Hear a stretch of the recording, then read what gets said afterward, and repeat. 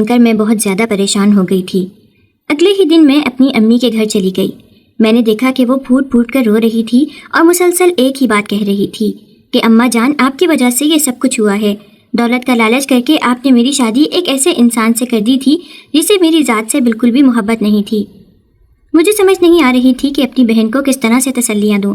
2 دن اس کے پاس گزارنے کے بعد جب میں اپنے گھر واپس گئی تو پیچھے کی حالت دیکھ کر میرا سر چکرانے لگا۔ گھر کی حالت بہت خراب تھی، ہر جگہ پر کوڑا کرکٹ بکھرا ہوا تھا۔ میں نے جب اپنی نند سے پوچھا تو وہ مجھ سے معذرت کرنے لگی اور کہنے لگی، بھابھی جان معاف کر دیں، دراصل پچھلے کچھ دنوں سے میری طبیعت بہت خراب تھی، اسی وجہ سے کام نہیں کر سکی۔ وہ یکدم ہی بہت خوفزدہ ہو گئی تھی۔ میں نے اسے کہا کہ پریشان ہونے کی ضرورت نہیں ہے، میں تمہارے ساتھ مل کر کام کروا دوں گی۔ اس نے مجھے کہا، نہیں، اس کی ضرورت نہیں ہے، اگر بھائی جان کو پتہ چل گیا تو وہ مجھ پر غصہ کریں گے۔ میں نے اسے کہا کہ غصے کی کوئی بھی بات نہیں ہے، تم بس اسے نہ بتانا، میں بھی نہیں بتاؤں گی۔ جب میں اپنے کمرے میں گئی تو سامنے کا منظر دیکھ کر میرا سر چکرانے لگا۔ کل ہی آندھی آئی تھی اور میرے کمرے کی کھڑکی بھی کھلی رہی تھی، پورے کمرے میں دھول مٹی تھی۔ میں نے کمرے کی صفائی کرنا شروع کر دی۔ اچانک میری نظر اس الماری پر پڑی۔ میرے شوہر نے یہ الماری کھولنے سے مجھے منع کیا تھا۔ میں نہیں جانتی تھی کہ اس کی کیا وجہ ہے۔ جب بھی میں اس سے پوچھنے کی کوشش کرتی تھی تو وہ مجھے ڈانٹ کر خاموش کروا دیتا تھا اور مجھے کہتا تھا کہ بہتر یہی ہے کہ تم انجان ہی رہو، کیونکہ جس دن تمہیں سچائی کے بارے میں پتہ چلا اس دن تمہیں بہت دکھ ہوگا۔ اب تو میرے تجسس میں بھی اضافہ ہوتا چلا جا رہا تھا، کیونکہ یکدم ہی میری ساس اور نند کا رویہ بدلا تھا اور اس کے پیچھے مجھے کوئی بہت بڑی وجہ لگ رہی تھی۔ میں الماری کے قریب پہنچی ہی تھی کہ اچانک کمرے کا دروازہ زوردار آواز سے کھلا اور میری نند کمرے کے اندر داخل ہوئی۔ جب اس نے مجھے الماری کے قریب کھڑے دیکھا تو پریشان ہو گئی اور جلدی سے میرے قریب آ کر کہنے لگی، بھابھی جان آپ یہ الماری مت کھولیے گا، یہاں پر بھائی کے کچھ ضروری کاغذات پڑے ہوئے ہیں، انہوں نے سب کو ہی سختی سے منع کیا ہوا ہے، کہیں ایسا نہ ہو کہ انہیں پتہ چلے اور وہ آپ پر غصہ کریں۔ میں نے ہنستے ہوئے اسے کہا، ارے میں یہ الماری کہاں کھولنے والی تھی، میں تو بس دھول مٹی صاف کر رہی تھی۔ اس کے ساتھ ہی میں نے اس کی توجہ اپنے کمرے کی طرف مبذول کروا دی اور فکر مندی سے اسے کہا، دیکھو نا، تمہاری لاپرواہی کی وجہ سے سارے کمرے کی حالت ہی خراب ہو گئی ہے۔ یہ دیکھ کر وہ دوبارہ سے پریشان ہو گئی اور مجھے کہنے لگی کہ آپ بالکل بے فکر ہو جائیں، مجھے صرف اور صرف 15 منٹ کا وقت دے دیں، 15 منٹ کے اندر اندر میں یہ کمرہ چمکا دوں گی۔ ارے نہیں، اس کی ضرورت نہیں ہے، تم بس مجھ پر ایک احسان کرو، باہر سے کپڑا لے کر آ جاؤ، میں خود ہی باقی کمرہ صاف کر لوں گی۔ میں نے اسے باہر بھیج دیا اور خود بیڈ پر جا کر بیٹھ گئی۔ جب وہ کپڑا لے کر آئی تو میں نے اسے کمرے سے جانے کا کہا اور خود صفائی کرنا شروع کر دی۔ کافی دیر تک جب وہ واپس نہ آئی تو میں بھی مطمئن ہو گئی۔ میں نے جلدی سے دروازہ بند کیا اور اس الماری کی طرف بڑھ گئی۔ یہ دیکھ کر میری مایوسی میں اضافہ ہو گیا کہ اسے لاک لگا ہوا تھا۔ میں نہیں جانتی تھی کہ اس کی چابی کہاں پر پڑی ہوئی ہے۔ اب میں پورے کمرے میں پاگلوں کی طرح اس کی چابیاں ڈھونڈتی پھر رہی تھی۔ میری حالت اس وقت بہت خراب تھی۔ میں بس کسی نہ کسی طرح سے وہ الماری کھول کر حقیقت جاننا چاہتی تھی۔ یہ ایک اچھا وقت تھا اور میرے پاس اچھا موقع بھی تھا، کیونکہ شوہر کچھ دنوں کے لیے شہر سے باہر گیا ہوا تھا اور اس کی واپسی ہفتے سے پہلے ممکن نہیں تھی۔ اور پھر کپڑوں کی الماری میں ہی مجھے کچھ چابیاں پڑی ہوئی دکھائی دیں۔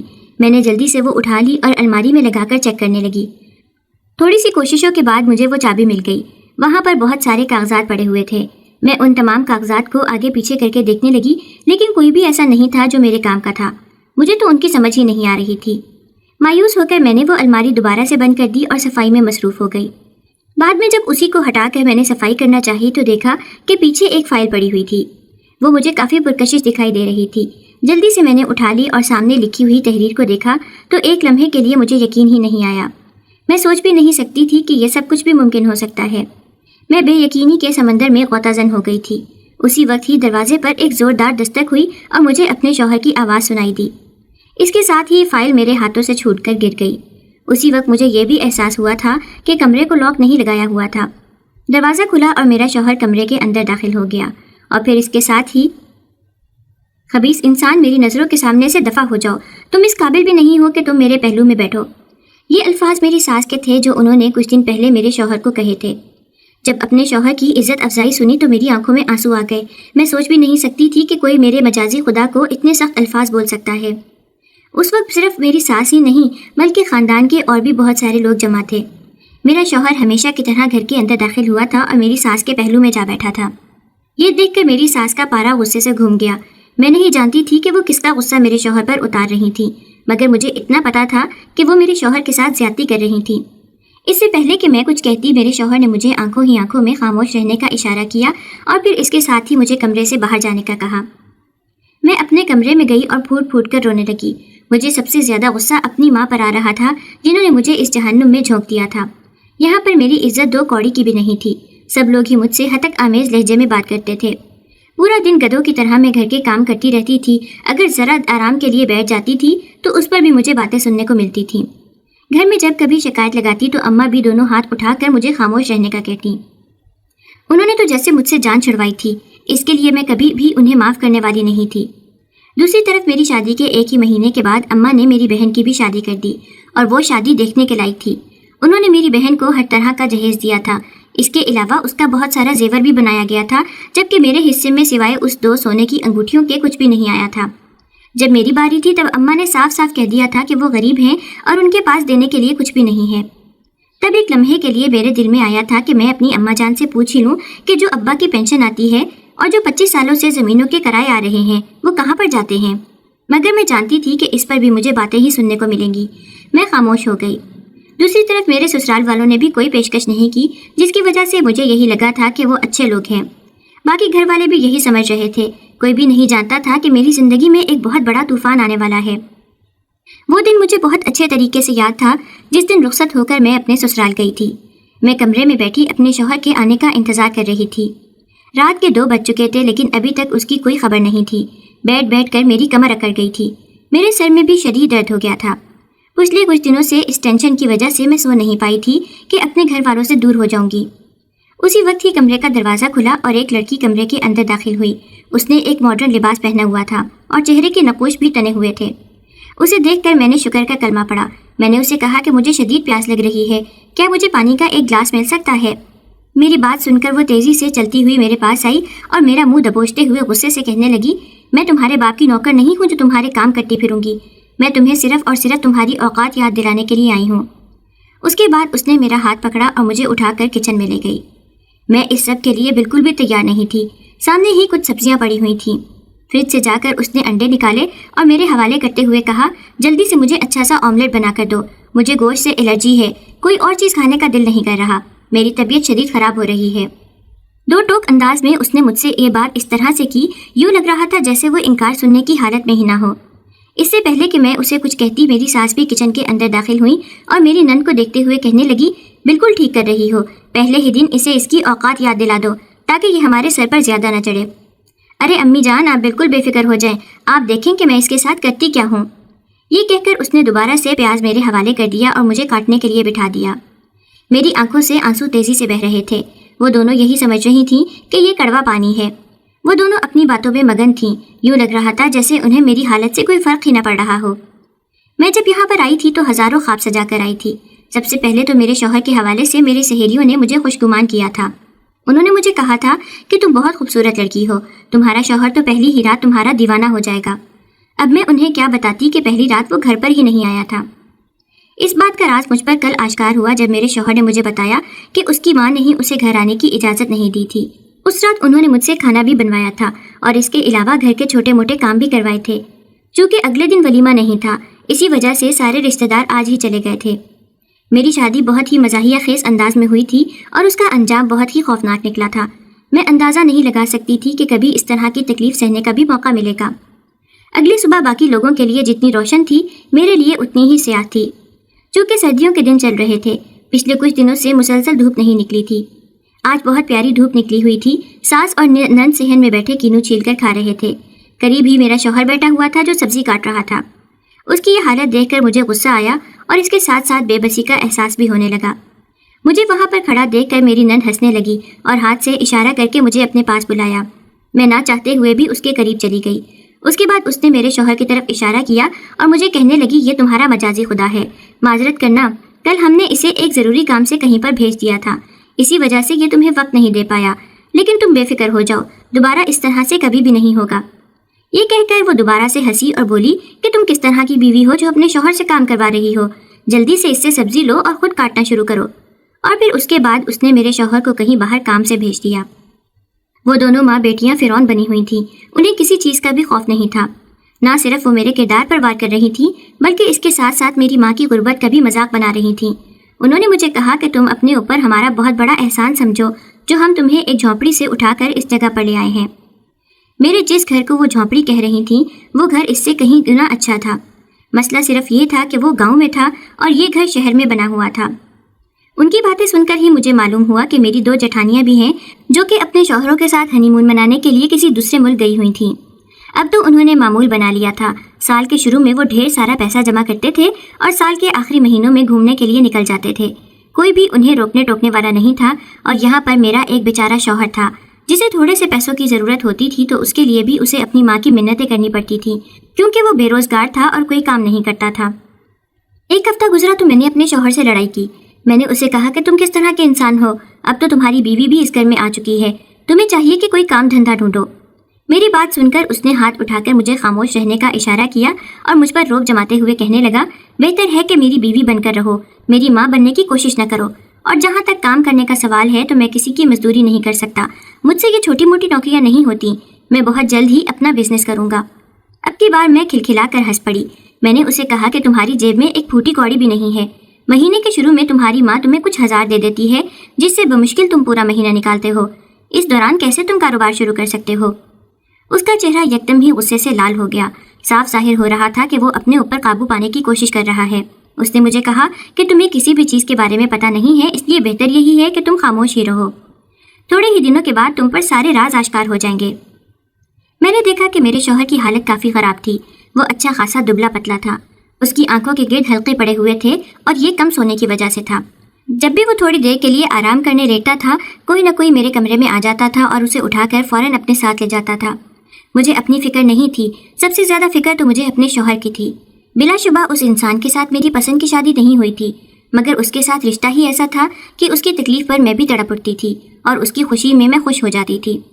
جب میری بہن کی دھوم دھام سے شادی ہوئی تو شوہر مجھے کہنے لگا، تم اپنی ماں کے پاس جاؤ اور ان سے تھوڑے سے پیسوں کا مطالبہ کرو، وعدہ کرتا ہوں کہ بہت کم وقت میں ہی انہیں ان کے پیسے لوٹا دوں گا۔ وہ بہت پریشان نظر آ رہا تھا۔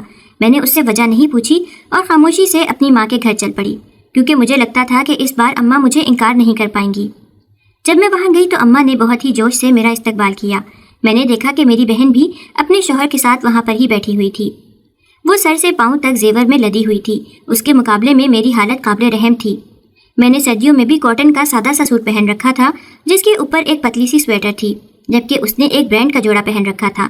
اس کے ساتھ اس نے لیدر کی جیکٹ پہنی ہوئی تھی، یقیناً اس کے اپنے شوہر کی تھی۔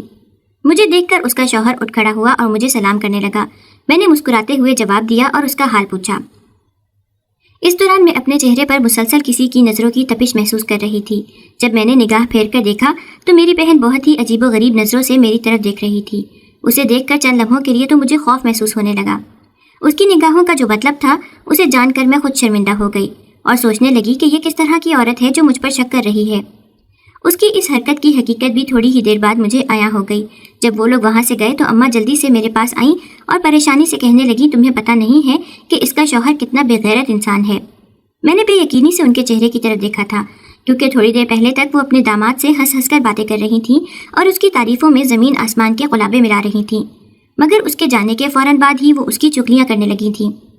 جب میں نے اماں سے اس کی وجہ پوچھی تو انہوں نے مجھے کہا، ارے وہ انسان حسن کا شیدائی ہے، جہاں پر بھی حسن دیکھتا ہے پاگل ہو جاتا ہے، یہ بھی نہیں سوچتا کہ اب اس کی ایک عدد بیوی موجود ہے، اسے اپنی ساری محبت اور ساری توجہ اپنی بیوی کو دینی چاہیے، وہ دوسری عورتوں میں ہی مگن رہتا ہے۔ تمہاری بہن نے اسے 3 سے 4 بار رنگے ہاتھوں پکڑا ہے، مگر اس کے باوجود بھی وہ باز نہیں آیا۔ ابھی ان کی شادی کو صرف 1 ہی مہینہ گزرا ہے اور 1 مہینے کے اندر ہی اس نے اپنے رنگ ڈھنگ دکھانے شروع کر دیے ہیں۔ مجھے تو ٹینشن ہو رہی ہے کہ پتہ نہیں یہ رشتہ 1 سال تک چل پائے گا بھی یا نہیں۔ حسن کے معاملے میں تو مجھ میں کسی طرح کی کوئی کمی نہیں تھی، اور اب مجھے احساس ہو رہا تھا کہ یہی وجہ تھی جو میری بہن مسلسل مجھے گھورے چلی جا رہی تھی۔ میں نے ایک گہری سانس لی۔ یقیناً ہر کسی کی زندگی میں اپنے مسئلے تھے اور ہر مسئلہ دوسرے مسئلے سے منفرد تھا۔ میں نے اماں کو کہا کہ اس کے ساتھ جو کچھ ہونا ہے وہ تو ہو کر ہی رہے گا، فی الحال میری بات سنیں اور میری مدد کریں۔ میں نے انہیں کہا کہ مجھے پیسوں کی شدید ضرورت ہے۔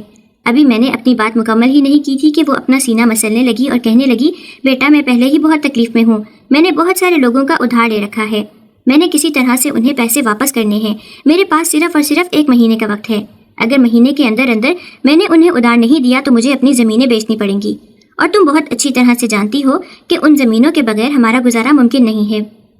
میں نے بیزاریت سے امی کے اس ڈرامے کی طرف دیکھا اور انہیں کہا خدا کا خوف کریں، بیٹی کو دینے کے لیے آپ کے پاس اچھی خاصی رقم تھی، اور اب جب میں نے معمولی سی رقم کا مطالبہ کیا ہے تو اس پر بھی آپ ڈرامہ لگا رہی ہیں۔ میں نے سخت الفاظ کا چناؤ کیا تھا جس کی وجہ سے بات بگڑ گئی۔ وہ مجھے ڈانٹنے لگی اور کہنے لگی کہ تم کیسے اپنی ماں سے اس طرح کے لہجے میں بات کر سکتی ہو۔ مجھے بھی اپنی غلطی کا احساس ہوا۔ میں نے ان سے معافی مانگی لیکن انہوں نے مجھے ڈانٹ کر خاموش کروا دیا اور اس کے ساتھ ہی گھر سے نکل جانے کا کہا۔ وہ بھی شاید موقع ڈھونڈ رہی تھیں کہ کسی طرح سے مجھے اپنی نظروں سے اوجھل کر سکیں۔ میں بھی خالی ہاتھ اپنے گھر واپس چلی گئی۔ جب اندر گئی تو سامنے کا منظر دیکھ کر مجھے لگا کہ میں نے کچھ غلط دیکھ لیا ہے۔ میرا شوہر اس وقت چارپائی پر لیٹا ہوا تھا۔ قریب ہی میری ساس بیٹھی ہوئی تھی جو اس کے منہ میں توڑ توڑ کر انگور ڈال رہی تھی۔ نند بیٹھی اس کے پاؤں دبا رہی تھی۔ اس کے ساتھ باہر جیٹ اور جٹھانی بھی بیٹھے ہوئے تھے جو ہنس ہنس کر اس سے باتیں کر رہے تھے۔ یقیناً وہ آج ہی واپس آئے تھے۔ مجھے دیکھ کر میری جٹھانی جلدی سے اٹھی اور چلتی ہوئی میرے پاس آئی۔ اس کے ساتھ ہی اس نے گرم جوشی سے مجھے گلے سے لگا لیا اور میری نند سے مخاطب ہوتے ہوئے کہنے لگی، کیا میں جو سمجھ رہی ہوں یہ وہی عورت ہے؟ میری نند نے زور زور سے ہاں میں سر ہلایا اور جوش سے کہا، جی ہاں، یہ ہماری پیاری بھابھی جان ہے۔ میں نے آپ کو بتایا بھی تھا کہ یہ بہت خوبصورت ہے۔ میں نے حیرانگی سے ان کے بدلے ہوئے لب و لہجے کو دیکھا۔ ایک نظر اپنے شوہر پر ڈالی تو وہ مسکراتے ہوئے میری طرف ہی دیکھ رہا تھا۔ اس نے آنکھوں ہی آنکھوں میں مجھے خاموش رہنے کا اشارہ کیا اور مجھے کمرے میں جانے کا کہا۔ میں جو سوچ رہی تھی کہ گھر جانے کے بعد دوبارہ سے کام کرنا پڑے گا، جب دیکھا کہ سارے کام میری نند کر چکی ہے تو میں بھی پرسکون ہو گئی اور کمرے میں جا کر لیٹ گئی۔ ذہنی تھکاوٹ بہت زیادہ تھی۔ لمحوں میں ہی میں سو گئی۔ شام کے وقت جب میری آنکھ کھلی تو مغرب کا ٹائم تھا۔ میں یہ دیکھ کر پریشان ہو گئی۔ جلدی سے کمرے سے باہر نکلی کیونکہ ابھی تک میں نے کھانا بھی بنانا تھا۔ کچن میں گئی تو پہلے ہی مختلف کھانوں کی خوشبوئیں آ رہی تھیں۔ میری نند پسینے میں شرابور وہاں پر کھڑی تھی۔ اس کی یہ حالت دیکھ کر مجھے بہت خوشی محسوس ہو رہی تھی۔ وہ جلدی سے پلٹی تھی۔ میں نے بھی اپنی مسکراہٹ سمیٹ لی اور فکر مندی سے اس سے پوچھا کہ تم کیا کر رہی ہو؟ میری بات سن کر وہ مسکرانے لگی اور کہنے لگی، ارے بھابھی، آپ یہاں پر کیوں چلی آئیں؟ اپنے کمرے میں جا کر آرام کریں۔ اس کا یہ لب و لہجہ میرے لیے نیا تھا، مجھ سے ہضم نہیں ہو رہا تھا۔ میں نے اسے کہا، خیریت تو ہے؟ آج تمہیں کچھ زیادہ ہی مجھ پر پیار آ رہا ہے۔ اب کی بار وہ خاموش ہو گئی۔ اس نے اپنی گردن جھکا دی۔ تھوڑی دیر بعد جب اس نے سر اٹھایا تو اس کی آنکھوں میں پانی تیر رہا تھا۔ وہ تیزی سے چلتی ہوئی میرے پاس آئی اور میرا ہاتھ پکڑتے ہوئے مجھے کہنے لگی کہ میں نے آپ کے ساتھ پہلے جو بھی سلوک کیا ہے میں اس پر بہت زیادہ شرمندہ ہوں۔ مجھے آپ کے ساتھ ویسا رویہ نہیں رکھنا چاہیے تھا، لیکن وہ سب کچھ انجانے میں ہوا۔ میں اپنے کیے پر نادم ہوں، مجھے معاف کر دیں۔ اس کے ساتھ ہی اس نے میرے سامنے ہاتھ بھی جوڑ دیے۔ میں نے جلدی سے اس کے ہاتھ نیچے کیے اور اسے کہا کہ اس طرح کی باتیں کر کے تم مجھے شرمندہ مت کرو۔ مجھے خوشی ہو رہی ہے کہ تمہیں اپنی غلطی کا احساس ہو گیا ہے۔ اس سے پہلے کہ میں مزید کچھ کہتی، اپنے پیچھے مجھے محسن کی آواز سنائی دی۔ میں چونک گئی۔ جب پیچھے پلٹ کر دیکھا تو وہ وہاں پر مسکراتے ہوئے میری طرف ہی دیکھ رہا تھا۔ پہلے اس کی آنکھوں میں جو فکر مندی نظر آتی تھی وہ ختم ہو گئی تھی۔ اس کے چہرے پر بھی اطمینان پھیلا ہوا تھا۔ اس نے مجھے کہا کہ میں نے تمہیں کہا بھی تھا کہ اپنے کمرے میں جا کر آرام کرو۔ آج کے بعد تمہارا کچن میں کوئی کام نہیں ہے، صرف اور صرف تم آرام کیا کرو گی۔ جی جی بھابھی، بھائی جان ٹھیک کہہ رہے ہیں، آپ کو اپنے کمرے میں جا کر آرام کرنا چاہیے، کہیں ایسا نہ ہو کہ آپ کی طبیعت خراب ہو جائے۔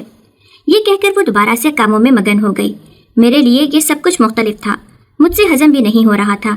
مجھے یوں لگ رہا تھا جیسے میں کوئی خواب دیکھ رہی ہوں۔ میں تیزی سے اپنے شوہر کے پاس گئی۔ میں نے اسے کہا کہ ذرا مجھے چٹکی کاٹو، مجھے اندازہ ہو کہ یہ خواب ہے یا حقیقت۔ اس نے ہنستے ہوئے میرا سر اپنے سینے سے لگایا اور کہنے لگا، بیگم صاحبہ یہ حقیقت ہی ہے، جتنا جلدی ہو جائے اس پر یقین کر لیں، آپ کے لیے اتنا ہی بہتر ہے۔ اس کے بعد میں اپنی ساس کے کمرے میں گئی۔ وہ پرسکون انداز میں لیٹی ہوئی تھی۔ مجھے دیکھ کر جلدی سے اٹھ بیٹھی اور مسکراتے ہوئے کہنے لگی، ارے بہو، تم وہاں پر کیوں کھڑی ہو؟ میرے پاس آ کر بیٹھو۔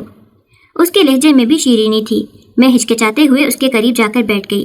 اس نے پیار سے میرے سر پر ہاتھ پھیرا اور مجھے کہنے لگی کہ ماضی میں جو کچھ بھی ہوا ہے تم بھول جاؤ۔ ہمیں پتہ نہیں کیا ہو گیا تھا، لیکن اب ہمیں عقل آ گئی ہے۔ ہم وعدہ کرتے ہیں کہ دوبارہ تمہارے ساتھ اس طرح کا سلوک روا نہیں رکھا جائے گا۔ تمہیں وہی درجہ دیا جائے گا جو درجہ باقی بہوؤں کو حاصل ہے۔ میں نے ان سے ہچکچاتے ہوئے پوچھ لیا کہ آخر ایک رات میں ایسا کیا ہو گیا ہے جو سب کچھ ہی بدل گیا ہے۔ انہوں نے مسکراتے ہوئے کہا کہ اب ہمیں عقل آ گئی ہے۔ چلو یہ باتیں چھوڑو، میں نے تمہیں کچھ ضروری چیزیں دینی تھیں۔ یہ کہہ کر وہ جلدی سے اپنے لاکر کی طرف بڑھیں۔ وہاں سے انہوں نے 2 سونے کے سیٹ نکالے جو کہ بہت بھاری تھے۔ انہیں دیکھ کر میری آنکھیں چمکنے لگیں۔ انہوں نے مجھے کہا کہ یہ تمہارے سسر انڈیا سے لائے تھے۔ اس کے ساتھ ہی انہوں نے مجھے ایک بنارسی ساڑی دی۔ مجھے کہنے لگیں کہ یہ ساری چیزیں میں نے ایک عرصے سے سنبھال کر رکھی ہوئی تھیں۔ میں نے فیصلہ کیا تھا کہ جو بہو اس ساڑی کے لائق ہوگی یہ اسے ہی دوں گی۔ اس کے ساتھ ہی وہ جٹھانیوں کی برائیاں کرنے لگی اور کہنے لگی کہ وہ تو اس قابل ہی نہیں ہے کہ میں انہیں ایک پھوٹی کوڑی بھی دوں۔ انہوں نے تو میرے دونوں بیٹوں کو مکمل طور پر اپنے قبضے میں کیا ہوا ہے۔ پہلے ایک زمانہ تھا جب وہ ہر وقت ہی اپنی دونوں بہوؤں کی تعریفیں کرتی رہتی تھیں اور اب وہ ان کی برائی کرنے میں ذرا بھی شرم محسوس نہیں کر رہی تھیں۔ مجھ سے یہ سب کچھ سننا مشکل ہو گیا تھا۔ میں انہیں خاموش کروانا چاہتی تھی مگر وہ اپنی ہی کہے جا رہی تھیں۔ تھوڑی ہی دیر کے بعد انہوں نے ان دونوں کے سارے راز کھول کر میرے سامنے رکھ دیے۔ میرے کانوں سے دھواں نکل رہا تھا۔ اس وقت میں صرف ایک ہی بات سوچ رہی تھی کہ اگر کبھی ان کی میرے ساتھ لڑائی ہو گئی تو کیا یہ دوسری عورتوں کے سامنے میری بھی اسی طرح سے ہی برائیاں کریں گی۔ اس وقت مجھے احساس ہو گیا تھا کہ میری ساس بالکل بھی ٹھیک عورت نہیں ہے، ان سے جتنا دور رہا جائے اتنا ہی اچھا ہے۔ اب میں اپنے شوہر سے بات کرنے کا فیصلہ کر رہی تھی کیونکہ میرے تجسس میں اب حد سے زیادہ اضافہ ہو گیا تھا۔ ایک وقت تھا جب اس کے پاس پھوٹی کوڑی بھی نہیں ہوتی تھی اور اب اس کی جیب سارا وقت ہی پیسوں سے بھری رہتی تھی۔ میں جب اس سے بات کرنے کے لیے گئی تو وہ مسکراتا ہوا اٹھ کھڑا ہوا اور میرے کندھے پر ہاتھ رکھتے ہوئے کہنے لگا، ارے دیکھو تو تم نے اپنی کیا حالت بنائی ہوئی ہے، اچھا سا لباس پہنا کرو تاکہ مجھے بھی دیکھنے کا دل کرے۔ میں نے شکایتی نظروں سے اس کی طرف دیکھا اور اسے کہا کہ تم بہت اچھے طریقے سے جانتے ہو کہ میرے پاس کوئی بھی اچھا جوڑا نہیں ہے، تو اس میں پریشان ہونے والی کون سی بات ہے؟ جلدی سے عبایا پہنو، میں تمہیں شاپنگ کروانے کے لیے لے کر چلتا ہوں۔ اس کے کہنے پر میں نے جلدی سے کپڑے تبدیل کر لیے۔ میں بھول گئی تھی کہ میں اس سے کچھ پوچھنے کے لیے آئی ہوں۔ تھوڑی دیر کے بعد میں اس کے ساتھ ایک شاپنگ مال میں موجود تھی۔ اس نے میرا ہاتھ پکڑا ہوا تھا۔ وہ مجھے مختلف دکانوں میں لے کر جانے لگا۔ میں جس چیز پر بھی ہاتھ رکھتی تھی وہ چیز اگلے ہی لمحے پیک ہو کر مجھے مل جاتی تھی۔ مجھے بہت خوشی محسوس ہو رہی تھی۔ ہمیشہ سے ہی میں نے ایسی زندگی کی خواہش کی تھی۔ شاپنگ کروانے کے بعد وہ مجھے ایک بہت بڑے ہوٹل میں لے کر گیا جہاں پر اس نے مجھے ایک پرلطف ڈنر کروایا۔ میں نے اس حالت کے بارے میں پوچھا کہ تمہارے پاس اتنے پیسے کہاں سے آئے؟ میری بات سن کر وہ ہنسنے لگا اور کہنے لگا، تم آم کھاتی جاؤ، گٹھلیاں مت گنو۔ میں نے اسے کہا کہ اب تو میرے تجسس میں بھی اضافہ ہوتا چلا جا رہا ہے۔ اس نے مجھے کہا کہ بہتر یہی ہے کہ تم اپنے دماغ کے گھوڑے کو بے لگام مت چھوڑو۔ بیٹھے ہوئے تھوڑی ہی دیر گزری تھی کہ ایک آدمی اس کے پاس آیا، جسے دیکھ کر وہ اٹھ کھڑا ہوا اور پرجوش انداز میں اسے اپنے گلے سے لگا لیا۔ اس کے بعد اس نے انکل سے میرا تعارف کروایا اور کہا کہ یہ میرے چچا جان ہیں۔ میں نے حیرت سے اس کے قریب کھڑے شخص کو دیکھا۔ اس سے میں آج سے پہلے نہیں ملی تھی۔ میری حیرانگی دیکھ کر وہ انکل ہنسنے لگے اور کہنے لگے، بیٹا میں سب سمجھ سکتا ہوں کہ تمہیں بھی یہ سب دیکھ کر حیرت ہو رہی ہوگی، لیکن یہ سچ ہی ہے۔ پھر انہوں نے میرے شوہر کی طرف دیکھا اور اسے کہنے لگے، کیا تم نے ابھی تک اپنی بیوی کو کچھ بھی نہیں بتایا؟ میرے شوہر نے انکار میں سر ہلایا اور ان کے کندھے کو تھپکتے ہوئے کہنے لگا، فکر مت کریں، ابھی ٹھیک وقت نہیں آیا، جب صحیح وقت آئے گا تو میں اسے سب کچھ بتا دوں گا۔ مجھے ان کی باتوں کی کچھ بھی سمجھ نہیں آ رہی تھی، لیکن ایک بات کا تو مجھے اندازہ ہو چکا تھا کہ وہ لوگ مجھ سے کچھ چھپا رہے ہیں۔ اس کے بعد میرا شوہر کام میں بہت زیادہ مصروف رہنے لگا۔ مجھے پتا چلا تھا کہ اس نے اپنا ایک کاروبار شروع کیا ہے اور اس کاروبار کے لیے پیسے بھی اسے اس کی ماں نے ہی دیے تھے۔ پہلے انہوں نے مجھے زیور دیا اور پھر میرے شوہر کو پیسے دیے۔ آخر اس کے پیچھے کوئی تو بڑی وجہ موجود تھی جس کے بارے میں جاننا اب مجھ پر لازم ہو گیا تھا، اور شاید اس دن میں جاننے میں کامیاب بھی ہو جاتی اگر مجھے اپنے گھر سے ایک بری خبر نہ ملتی۔ صبح کا وقت تھا، میں بیٹھی ناشتہ کر رہی تھی جب اچانک ہی میرا موبائل بجا۔ میں نے دیکھا کہ میری اماں کا فون تھا۔ اتنے مہینوں کے بعد انہوں نے مجھے کال کی تھی۔ میں نے جلدی سے کال اٹھا لی۔ دوسری طرف انہوں نے جو بات مجھے بتائی وہ سن کر مجھے لگا تھا کہ میرے قدموں کے نیچے سے زمین نکل گئی ہے۔ میری بہن کو طلاق ہو گئی تھی۔ میں نے ناشتہ وہیں پر چھوڑا اور جلدی سے اپنے کمرے کی طرف بھاگی، چادر اوڑھ کر اپنی ماں کے گھر چلی گئی۔ اندر داخل ہوئی تو بہن کے رونے کی آواز سنائی دی۔ وہ تڑپ رہی تھی اور چھوٹے بچے کی طرح زور زور سے رو رہی تھی۔ وہ صرف ایک ہی بات کہہ رہی تھی کہ اماں، میرا کیا قصور تھا جو میرے ساتھ اتنی بڑی زیادتی ہوئی؟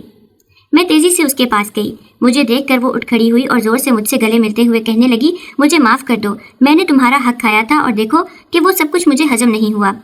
دراصل اماں نے جو زیور اور جو کپڑا مجھے دینا تھا وہ بھی اس نے اپنے جہیز کے لیے رکھ لیا تھا۔ اس بارے میں مجھے کافی ٹائم بعد پتا چلا تھا، مگر مجھے افسوس نہیں ہوا تھا۔ میں نے اسے کہا کہ اس طرح کی کوئی بات نہیں ہے، تم فضول سوچے اپنے دماغ سے نکال دو۔ تم بس یہ سمجھو کہ ایک ذلیل انسان سے تمہارا پیچھا چھوٹ گیا ہے۔ اگر تم اس کے ساتھ رہتی تو وہ تمہیں ایک پاگل انسان بنا دیتا۔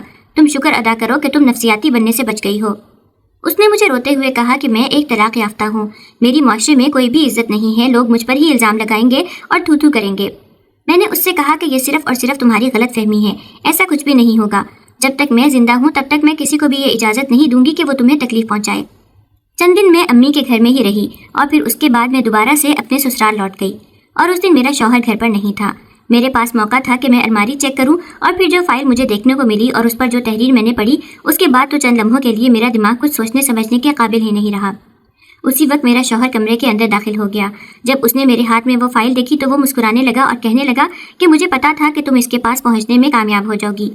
میں تیزی سے اس کے پاس گئی اور اسے کہا کہ یہ سب کچھ کیا ہے، کیا تم مجھے بتانا پسند کرو گے؟ اس نے میرے کندھے پر ہاتھ رکھا اور مجھے بستر پر بٹھاتے ہوئے کہا، میں تمہیں سب کچھ بتاتا ہوں، میری بات تحمل سے سنو۔ جب میں 2 سال کا تھا تب میری ماں کا انتقال ہو گیا تھا۔ ابا نے دوسری شادی کر لی تھی۔ جس عورت سے انہوں نے شادی کی تھی اس کے پہلے سے ہی بچے تھے۔ اس کے 2 بیٹے تھے، دونوں ہی مجھ سے بڑے تھے۔ وہ ایک غریب عورت تھی جس پر ابا جان نے ترس کھایا تھا۔ اس بارے میں بھی مجھے اپنے چچا جان سے ہی پتہ چلا ہے۔ اس عورت نے ابا سے وعدہ کیا تھا کہ وہ میرا خیال اپنے بچوں کی طرح رکھے گی۔ ابا کا چونکہ ایک بہت بڑا کاروبار تھا اور وہ اپنے کاروبار میں مصروف رہتے تھے، ان کے پاس اتنا وقت نہیں تھا کہ وہ میری دیکھ بھال کر سکتے۔ خاندان کی کسی عورت پر وہ بھروسہ نہیں کرنا چاہتے تھے کیونکہ ساری عورتیں ہی جادو کرنے میں مشہور تھیں۔ انہوں نے میری سگی خالہ سے نکاح کرنا چاہا تھا لیکن وہ کسی اور سے محبت میں گرفتار نکلی تھیں۔ اسی وجہ سے وہ بھی پیچھے ہٹ گئے تھے کیونکہ وہ نہیں چاہتے تھے کہ ان کی وجہ سے کسی عورت کی زندگی برباد ہو۔ خیر، میری سوتیلی ماں سے انہوں نے شادی کر لی اور پھر ان کی بدقسمتی یہ ہے کہ 2 ہی سال کے بعد ان کا بھی انتقال ہو گیا۔ میری سوتیلی ماں ایک بہت ہی چالاک عورت تھی۔ وہ اچھے طریقے سے جانتی تھی کہ جب تک وہ ابا کے رشتہ داروں کے درمیان رہے گی تب تک وہ مشکل میں رہے گی، کیونکہ وہ چاہتی تھی کہ ساری جائیداد اس کے بچوں کو ملے۔ اس کے لیے سب سے زیادہ ضروری کام وہاں سے نکلنا تھا۔ میری سوتیلی ماں نے وکیل کے ساتھ بھی تعلقات قائم کر لیے تھے اور اسے کہا تھا کہ وہ ابا کی وصیت کے بارے میں کسی کو بھی نہ بتائیں۔ رات کے اندھیرے میں وہ ہم بچوں کو لے کر وہاں سے نکل گئی۔ ان کے بارے میں کسی کو بھی نہیں پتا تھا کہ وہ کہاں پر گئے ہیں۔ وہ فائل جس میں سب کچھ میرے نام تھا وہ بھی اماں کے ہی پاس تھی۔ جیسے جیسے میں بڑا ہوتا گیا ویسے ویسے مجھے یہ بتایا گیا کہ میں ان کا سوتیلا بیٹا ہوں، اور اسی بات کو مد نظر رکھ کر میرے ساتھ بہت برا سلوک کیا جاتا تھا۔ مجھے میرا حق نہیں دیا جاتا تھا، میرے ساتھ نوکروں کی طرح پیش آیا جاتا تھا۔ اماں مجھ سے سارا دن گھر کے کام کرواتی تھی، مجھے مارتی تھی، پیٹتی تھی اور اس کے علاوہ مجھے نیچا بھی دکھاتی تھی۔ میرے چچا جان نے ایک لمبا عرصہ مجھے ڈھونڈنے کی کوشش کی، لیکن پھر کچھ ہی عرصے کے بعد ان کا باہر کا پروگرام بن گیا اور وہ مجھ سے باہر چلے گئے۔ ابھی تھوڑا ہی عرصہ پہلے وہ واپس آئے تھے۔ اس دوران ان کی ملاقات ابا کے وکیل سے ہو گئی جو کہ بستر مرگ پر تھا اور اپنی ماضی کی حرکتوں پر بہت زیادہ شرمندہ تھا۔ اس نے میرے چچا جان سے معافی مانگی اور اس کے ساتھ انہیں کہا کہ وہ مجھ سے بھی معافی مانگے۔ حالانکہ اس سب میں اس کا اتنا قصور نہیں تھا جتنا قصور میری سوتیلی ماں کا تھا۔ جب چچا جان مجھ سے آ کر ملے اور انہوں نے مجھے ساری حقیقت کے بارے میں بتایا تو اسی دن میں اپنی سوتیلی ماں کے کمرے میں گیا اور ان کی الماری سے وہ فائل نکالنے میں کامیاب ہو گیا۔ میں دیکھ رہا تھا کہ کچھ دنوں سے وہ مجھ سے کچھ کاغذات پر سائن کروانے کی باتیں کر رہی تھیں، مگر وہ اس میں آلسی برت رہی تھیں۔ انہیں لگتا تھا کہ ابھی ان کے پاس بہت وقت ہے۔ ویسے بھی مجھے کبھی حقیقت کے بارے میں پتہ نہیں چلے گا، مگر اللہ تعالیٰ نے مجھ پر کرم کیا اور میرے چچا کو میرے پاس بھیج دیا۔ پھر میں وہ فائل لے کر ان کے سامنے گیا اور اپنے چچا سے بھی ان کی ملاقات کروائی، جس سے انہیں پتہ چل گیا تھا کہ اب ان کے ہاتھ میں کچھ بھی نہیں بچا۔ وہ رونے لگی، پیٹنے لگی، مجھ سے معافیاں مانگنے لگی۔ اس کے ساتھ ہی انہوں نے میری منتیں کی کہ میں انہیں اس گھر سے باہر نہ نکالوں۔ ان کا اس گھر کے علاوہ دوسرا کوئی ٹھکانہ نہیں ہے۔ اس وقت اگر میں چاہتا تو ان سے بدلہ لے سکتا تھا، ان کے ساتھ ویسا ہی سلوک کر سکتا تھا جیسا سلوک انہوں نے میرے ساتھ کیا، مگر میں نے معاف کرنا ہی بہتر سمجھا۔ اور تم کیا سمجھتے تھے کہ تمہارے ساتھ برا سلوک دیکھ کر مجھے خوشی محسوس ہوتی تھی؟ ایسا بالکل بھی نہیں ہے۔ مجھے بہت تکلیف پہنچتی تھی مگر میں بے بس تھا، میں کچھ بھی نہیں کر سکتا تھا۔ جب ساری چیزیں میرے ہاتھ میں آئیں اسی دن ہی سب سے پہلے میں نے ان کو اچھی طرح سے سمجھا دیا کہ وہ تمہارے ساتھ بہتر سلوک کریں، اور اب دیکھو کہ وہ کیسے تمہارے آگے پیچھے گھوم رہی ہیں۔ وہ ساری زندگی اب ایسے ہی کرتی رہیں گی کیونکہ ان کے پاس کوئی دوسرا آپشن نہیں ہے۔ شوہر کی بات سن کر میری آنکھوں میں آنسو آ گئے۔ میں سوچ بھی نہیں سکتی تھی کہ اس نے اتنی تکلیف بھری زندگی گزاری ہے۔ اس نے پیار سے میرے آنسو صاف کیے اور مجھے کہنے لگا کہ اب ساری تکلیفیں ختم ہو گئی ہیں، اب صرف اور صرف خوشیاں باقی ہیں۔ وہ فائل اس نے میرے ہاتھوں سے لی اور مجھے کہا کہ یہ بہت ضروری ہے، اسے سنبھال کر رکھو کیونکہ اس میں اس بات کا ثبوت ہے کہ میں اپنے باپ کی سگی اولاد ہوں، اور دوسرا اس میں وہ ساری جائیداد میرے نام ہے۔ کچھ ہی دنوں کے بعد اس نے یہ گھر اپنی سوتیلی ماں کے نام کر دیا اور اس کے ساتھ ساتھ کچھ زمینیں اپنے بڑے بھائیوں کو دے دیں۔ مجھے لے کر وہ انگلینڈ چلا گیا۔ اب میں اس کے ساتھ وہاں پر ایک پرسکون زندگی گزار رہی ہوں۔ اپنی ماں کے انتقال کے چند سالوں کے بعد میں نے اپنی بہن کو بھی انگلینڈ